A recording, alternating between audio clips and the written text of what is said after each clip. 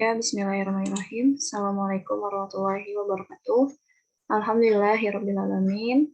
Hari ini kita dapat bertemu kembali dalam pembelajaran geografi. Pembelajaran geografi kali ini kita akan membahas mengenai pola permukiman desa dan potensi desa. Marilah sebelum kita memulai pembelajaran kali ini, kita membaca basmalah secara bersama-sama. Bismillahirrahmanirrahim.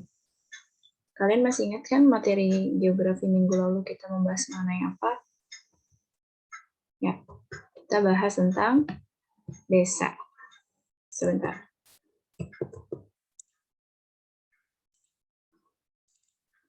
Kita bahas tentang desa ya, minggu lalu.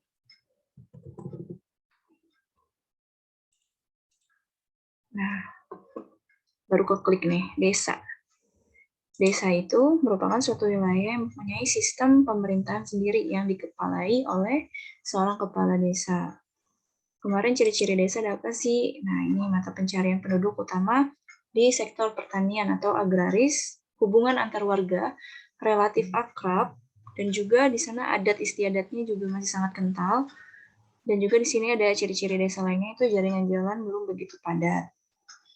Selanjutnya, fungsi dari desa itu ada apa? Yaitu fungsinya dalam interaksi dengan desa dan kota, atau hinterland ya. Sebagai penyokongnya kota itu berfungsi sebagai daerah dukung penyuplai bahan makanan pokok. Terus lumbung bahan mentah dan juga tenaga kerja. Dari segi pekerjaan ada desa agraris, desa industri, dan juga desa nelayan. Oke, selanjutnya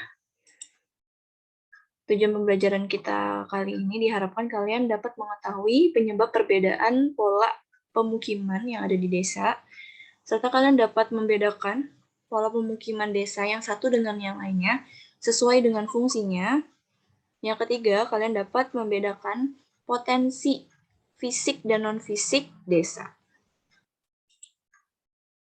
Nah, pola pemukiman dan persebaran desa menurut Bintarto, siapa sih Bintarto itu? Bintarto ini merupakan guru besar Fakultas Geografi UGM ya, Profesor Dr. Andes Bintarto. Dia membagi pola permukiman atau persebaran desa menjadi 6, yaitu ada polanya yaitu desa memanjang sepanjang jalan raya ya. Jalan, desa memanjang sungai, lalu yang ketiga memanjang pantai, yang keempat desa memanjang pantai dan jalur kereta api. Jadi yang berkaitan dengan pola atau bentuk desa yang memanjang itu ada 4. Sedangkan yang kelima itu desa radial atau melingkar, yang keenam itu desa tersebar. Oke, kita bahas satu persatu.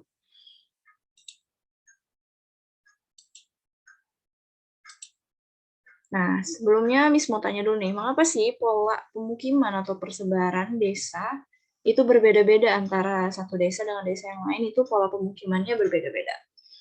Ada yang tahu alasannya kenapa? Yap, karena permukaan bumi memiliki beragam bentuk yang berbeda-beda. Variasinya tuh berbeda-beda ya. Permukaan bumi ada yang berbentuk dataran ya, berupa permukaan rata maupun yang sedikit bergelombang. Ada juga yang berbukit, terus pegunungan. Yang belum menyiapkan catatannya boleh langsung disiapkan dulu ya, sekarang dicatat poin pentingnya. Dan jangan di-skip-skip video dari sini. Ada juga pantai. Nah ini ya, tadi alasannya kenapa sih pola pemukiman desa itu berbeda-beda, ini tadi disebabkan oleh kondisi geografis tempat yang berbeda-beda. Masih ingat tadi menurut Profesor Dr. Andes Bintarto yang pertama, pola pemukiman apa? Ya, pola pemukiman desa sepanjang jalan ya. Pola persebaran desa memanjang jalan, seperti ini contohnya. Nah, biasanya itu ada di area yang datar.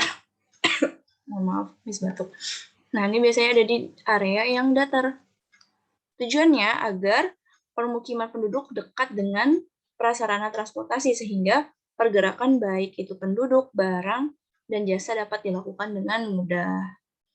Udah kebayang ya pasti pola desa yang mengikuti memanjang sepanjang jalan. Next, yang kedua, yaitu ada pola persebaran desa memanjang sungai. Ya, berarti ini pola desanya memanjang sepanjang sungai. Pemukimannya terletak di kiri dan di kanan sungai. Nah, biasanya penduduknya ini memanfaatkan air sungai untuk berbagai keperluan. Biasanya pola pemukiman desa ini ada di daerah Kalimantan, di Sungai Barito, terus Sungai Musi yang ada di Palembang. Ya, jadi pola pemukimannya dia sepanjang dengan sungai, aliran sungai. Yang ketiga, yaitu ada pola persebaran desa memanjang pantai. Kalau tadi sungai, yang ketiga ini pantai. Ditemukan di daerah pantai yang landai, terus pemukimannya mengikuti arah garis pantai. Biasanya penduduk desa ini merupakan nelayan ya, disebutnya sebagai desa nelayan. Nah, seperti ini. Yang keempat yaitu pola persebaran desa memanjang pantai dan sejajar jalur kereta api. Kalau yang tadi yang ketiga hanya memanjang pantai, kalau ini ada tambahannya dan sejajar dengan jalur kereta api. Kalian pernah lihat nggak desa ini?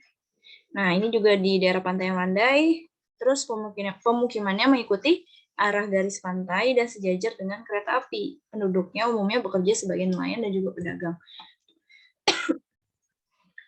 Kalian pernah nggak sih naik kereta api, terus di sampingnya itu ada laut? Misalnya pernah waktu pas 2019, baru first time juga sih ngelihat. Biasanya kan mungkin kalau pelintasan kereta itu sungai atau kali. Tapi kalau ini tuh bener-bener laut. Itu kalau nggak salah dekat Pekalongan. Nah, tapi misalnya nggak ngecek nih pas di jendela sebelah, waktu pas itu pantainya itu ada di sebelah kanan misalnya, karena bangkunya pas di sebelah kanan. Dan kirinya misalnya nggak lihat ada pemukiman atau enggak. Kalau kalian sendiri pernah melihat pemukiman pola seperti ini, dia ada pantai, terus ada jalur kereta api, dan di sininya ada pemukiman. Nah, seperti itu. Jadi yang nomor 1 sampai 4 itu dia pola persebaran desanya memanjang ya. Tadi ada yang memanjang berdasarkan jalan, terus sungai, pantai, dan yang keempat ini pantai dan sejajar dengan jalur kereta api. Selanjutnya, pola persebaran atau pemukiman desa yang kelima itu radial atau melingkar. Nah, ini biasanya terjadi di daerah gunung berapi. Pemukimannya biasanya terletak di kanan, kiri sungai, lereng gunung berapi. Ini hanya kayak contoh ilustrasi aja ya, karena nyari-nyari susah gitu dapetin gambarnya. Mungkin ini ilustrasi gambarannya kurang lebih seperti ini. Ini gunung berapi, ini merupakan pola aliran sungainya ya. Kalau kita ngebahas pola aliran sungai, dia masuknya berarti ke pola aliran sungai sentripetal ya.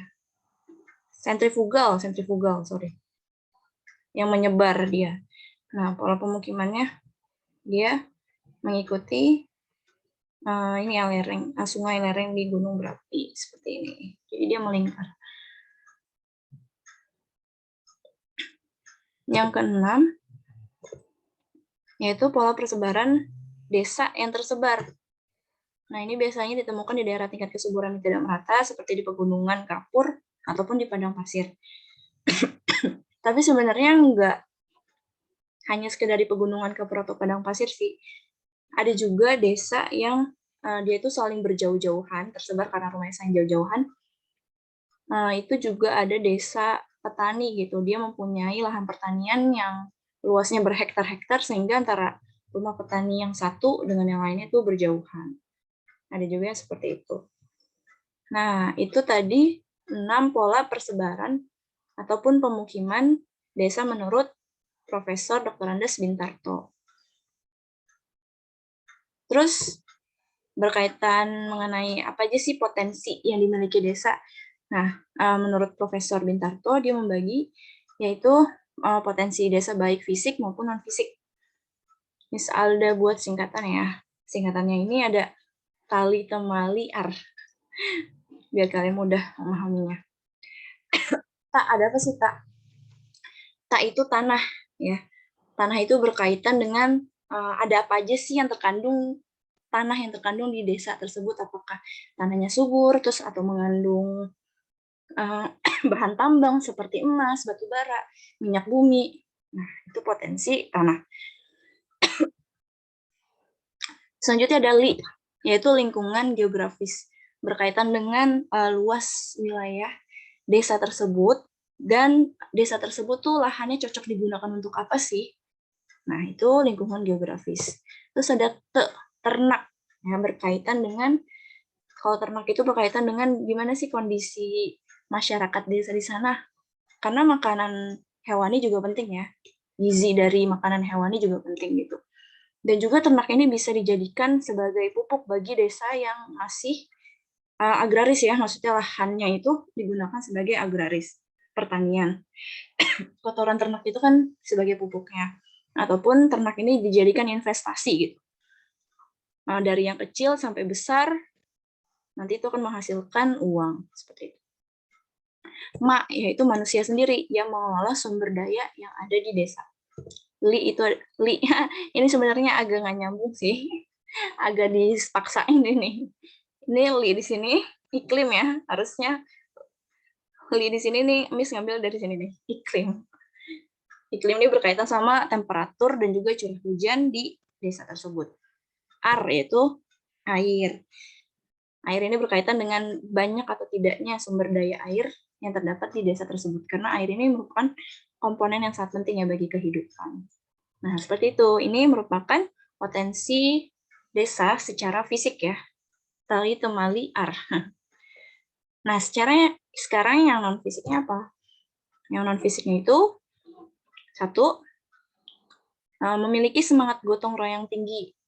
Terus juga kekeluargaannya sangat erat. Nah, itu salah satu potensi non-fisik yang dimiliki desa.